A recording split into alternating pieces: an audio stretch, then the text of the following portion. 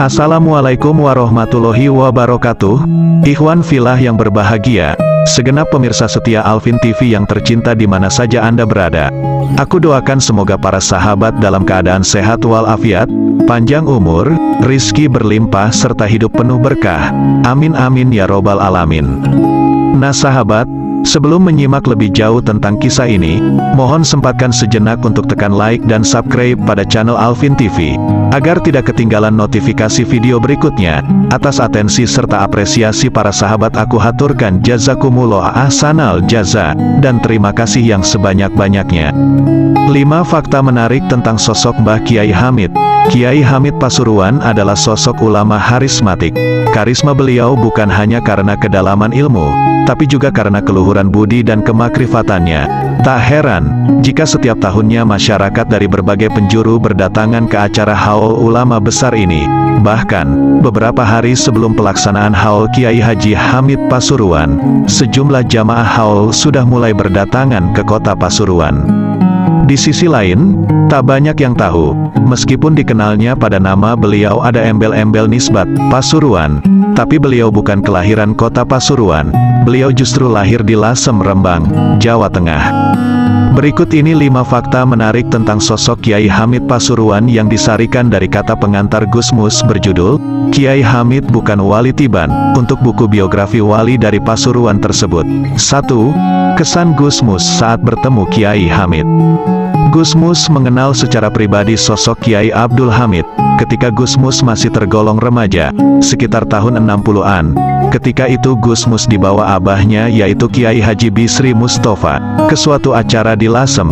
Memang sudah menjadi kebiasaan ayahnya, bila bertemu atau akan bertemu kiai-kiai, sedapat mungkin mengajak anak-anaknya untuk diperkenalkan dan dimintakan doa restu.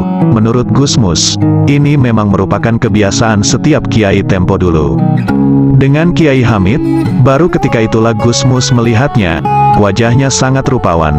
Seperti banyak kiai, ada rona kearapan dalam wajah rupawan itu. Matanya yang teduh bagai telaga dan mulutnya yang seperti senantiasa tersenyum, menebarkan pengaruh kedamaian kepada siapapun yang memandangnya. 2. Suwuk Kiai Hamid. Sebagai doa ayah Gusmus berkata kepada Kiai Hamid, "Ini anak saya, Mustafa, sampeyan suwuk." Dan tanpa terduga-duga, tiba-tiba, Kiai karismatik itu mencengkeram dada Gusmus sambil mengulang-ulang dengan suara lembut, "Waladus solih, solih, waladus solih, solih." Telinga Gusmus menangkap ucapan itu bukan sebagai suwuk, tapi cambuk yang terus terngiang, persis seperti tulisan ayah Gusmus sendiri di notes Gusmus, "Liyakun waladul asadi shiblan lahirotan." Anak singa seharusnya singa, bukan kucing. Apalagi dalam beberapa kali pertemuan selanjutnya, cengkeraman pada dada dan ucapan lembut itu selalu beliau ulang-ulang. Tapi dalam hati, diam-diam Gusmus selalu berharap cambuk itu benar-benar mengandung suwuk, doa restu. 3. Kiai Hamid, wali yang memanusiakan manusia. Ketika Gusmus sering berjumpa dalam berbagai kesempatan, apalagi setelah Gusmus mulai mengenal putra-putra wali Pasuruan ini, Gus Numan, Gus Nasih, dan Gus Idris, Kiai Hamid pun menjadi salah satu tokoh idola Gusmus yang istimewa. Pengertian idola ini boleh jadi tidak sama persis dengan apa yang dipahami kebanyakan orang yang mengidolakan beliau.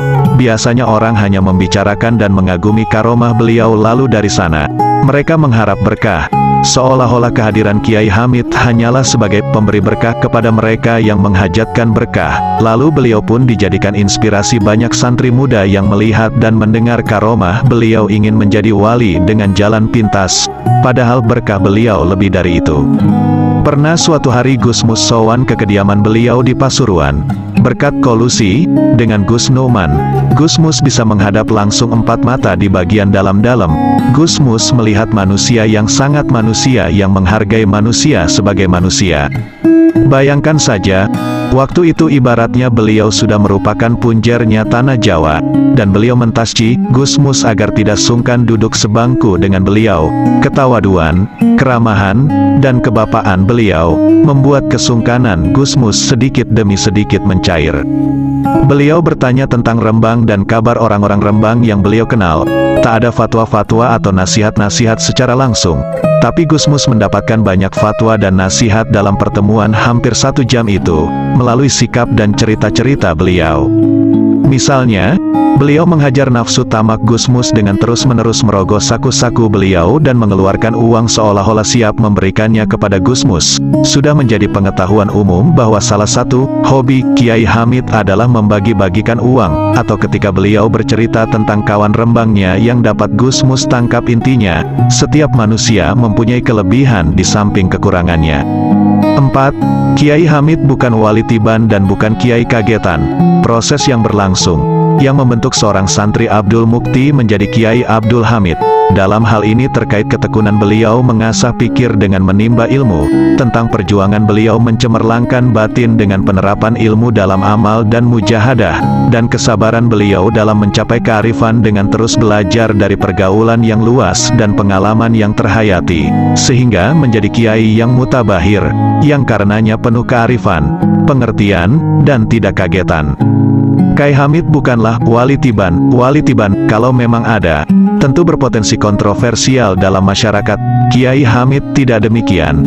Beliau dianggap wali secara mutafakun alai. Bahkan ayah Gusmus, Kiai Bisri Mustafa, dan guru Gusmus Kiai Ali Maksum, keduanya adalah kawan karib Kiai Hamid yang paling sulit mempercayai adanya wali di zaman ini. Harus mengakui, meskipun sebelumnya sering meledek kewalian kawan karib mereka ini.